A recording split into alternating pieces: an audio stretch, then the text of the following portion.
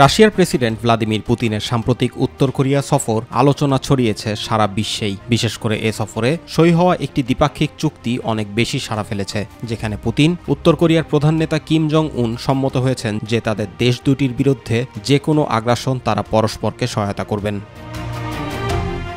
Ukraine যুদ্ধের জেরে সাম্প্রতিক সময় বিশ্বের উল্লেখযোগ্য অনুষ্ঠানগুলোতে আমন্ত্রণ জানানো হয়নি পুতিনকে। এ পরিস্থিতিতে কিম জং উনের উষ্ণ অভ্যর্থনা বলছে, পশ্চিমারা যতই বঞ্চিত করার চেষ্টা করুক না কেন, অনেকের কাছে পুতিনের গ্রহণযোগ্যতা এখনও কোনো অংশে কমেনি।